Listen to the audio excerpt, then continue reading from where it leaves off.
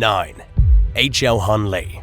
The Confederate submarine CSS Hunley, also known as the H.L. Hunley, was built in Alabama during the early years of the Civil War. It entered battle for the first time in 1863, when it carried sailors into Charleston Harbor on a mission to destroy a Union blockade on the city. But something went wrong and the Hunley sank, killing 5 of its crew members. The sub underwent numerous repairs and was relaunched a few months later, but someone left a valve open and it sank again.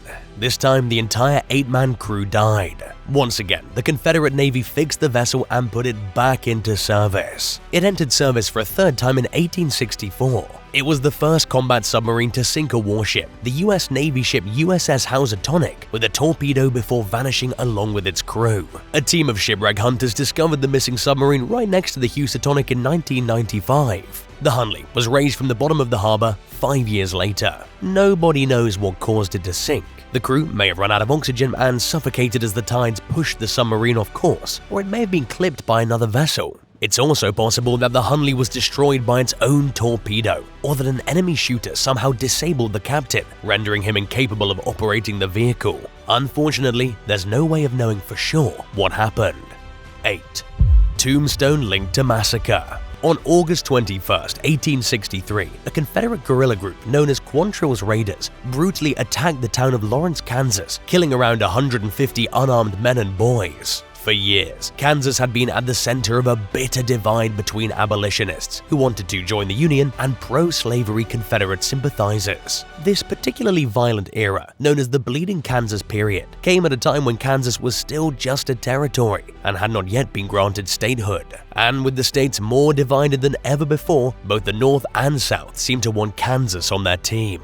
The Quantrill Raid, also known as the Lawrence Massacre, was launched as an act of revenge in response to an earlier campaign by militant abolitionists known as Jayhawkers, who tried putting an end to civilian support for Confederate guerrillas. In other words, it was essentially the continuation of a turf war between informal gangs who both had reputations for being vicious and ruthless. In 2019, local resident Chad Gustin and his 2 kids found 2 large and visibly old tombstones on the family's property next to the Kansas River.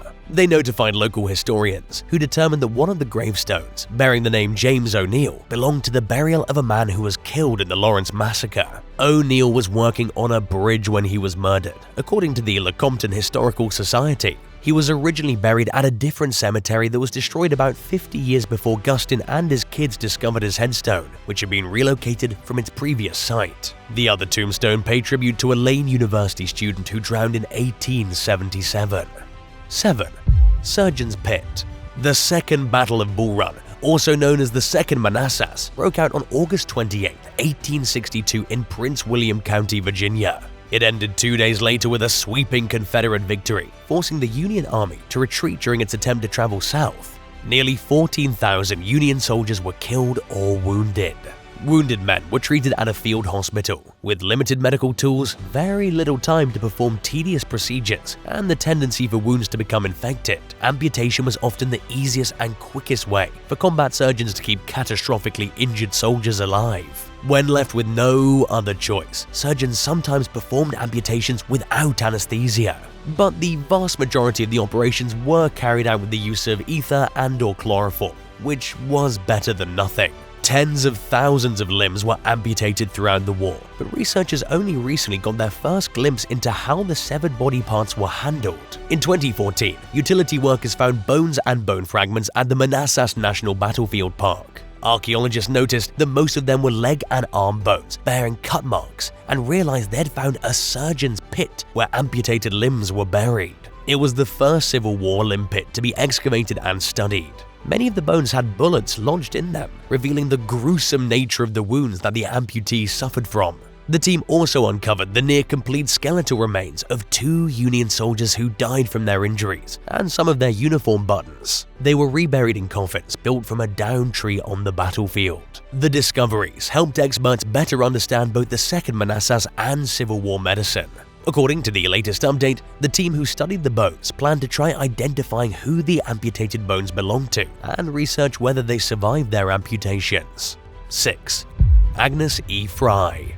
Built in Scotland in 1864, the iron-hulled paddle steamer Agnes E Frye originally operated as a merchant ship called the Fox. During the Civil War, it fell under the command of Confederate naval captain Joseph Frye, who renamed it after his wife. The Confederacy repurposed the 236-foot-long ship as a blockade runner and used it to evacuate Union naval blockades. As the war entered its final months in early 1865, the Frye ran aground off the North Carolina coast. By then, the military had less of a need for blockade runners. The wreck sat in shallow water for years, as its copper, engines, and other valuable materials were removed. In 1910, the US Army Corps of Engineers knocked what was left of the wreck apart and dragged it under the water, where it was forgotten about for more than a century. In 2016, archaeologists located a vessel matching the Agnes E Frye's dimensions near Oak Island.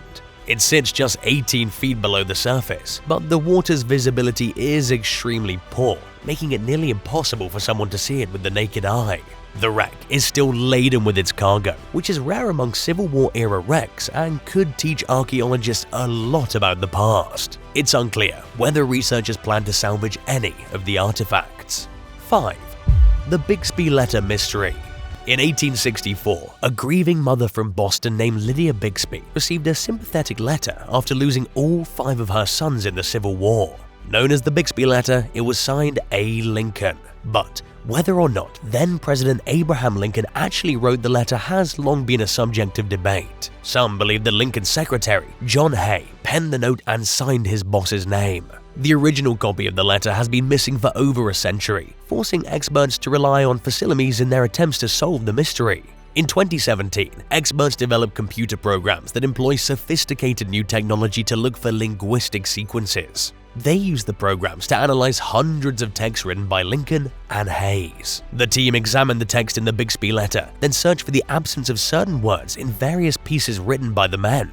Their findings indicated that the letter was most likely written by Hayes because it contains more similarities to his other texts. 90% of the results pointed toward Hayes authoring the note, while the other 10% turned up inconclusive. While some may find it disappointing that Lincoln most likely didn't write the letter, it wasn't a bad decision for him to delegate the task to Hayes, who was a talented and accomplished writer. And while the new technology that the scholars used seems pretty reliable, the findings are not indisputable. If you could choose anyone that's ever lived to write you a letter, who would you choose? Tell us in the comments below and hit that subscribe button while you're at it.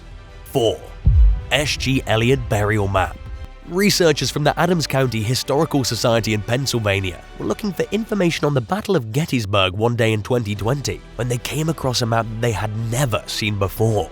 Created by mapmaker Simon G. Elliott, it detailed the temporary burials of 5,844 soldiers who died at the Battle of Antietam in Maryland on September 17, 1862. It was the deadliest single-day battle in American history, claiming nearly 23,000 lives. In addition to featuring the burials of 2,364 Union and 3,210 Confederate soldiers, Elliott's map also details the burial of 269 horses and the locations of 152 cannons. Researchers Timothy Smith and Andrew Dalton were browsing through the New York Public Library's archives when they found the map, which had been digitized but was unknown to experts until then. Elliott most likely created it in the fall of 1864, around the same time he made a map of temporary burials after the Battle of Gettysburg.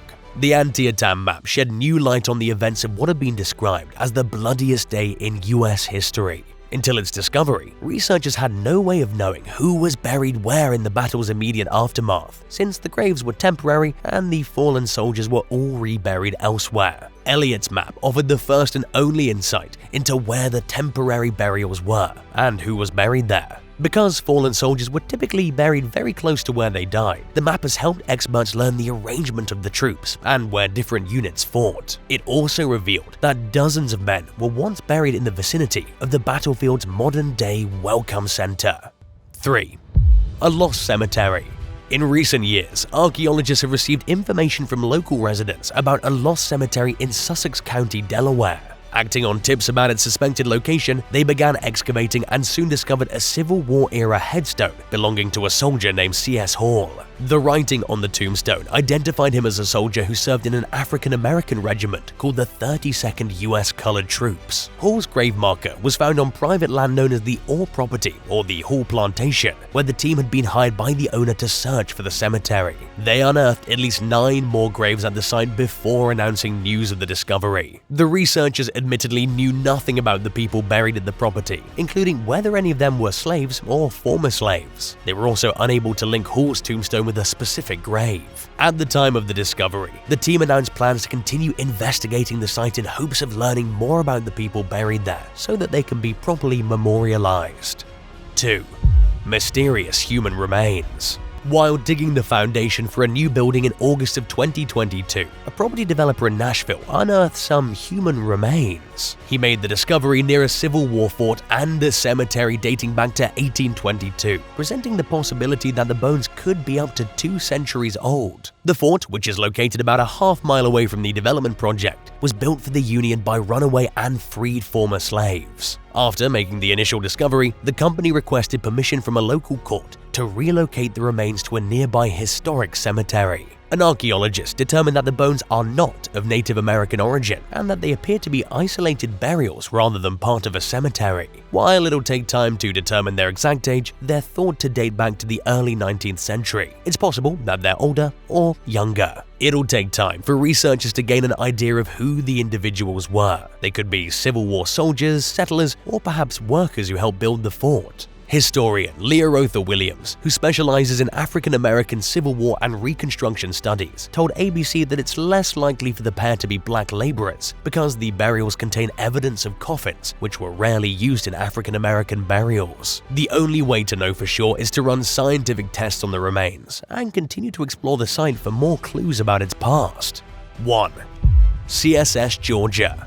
Built in Savannah in 1862, the Confederate warship CSS Georgia was built with help from a group of merchants' wives known as the Ladies' Gunboat Society. The women funded the vessel's construction by collecting $115,000 in donations from benefactors across the state. But there were limits to the power of their good intentions and generosity. The ship's steam engines were too weak for offensive combat use or to power it through the Savannah River's powerful tidal waters. Instead of trying to use it for its intended purpose, the Confederate Navy parked it upstream and used it as a floating battery for defending Savannah. The CSS Georgia fulfilled this role until the Confederates caught wind that Union General William T. Sherman was advancing toward the city in late 1864. Instead of letting the ship fall into Northern hands, they sank it. During the process of salvaging its ironclad armor in 1866, the wooden hull shattered.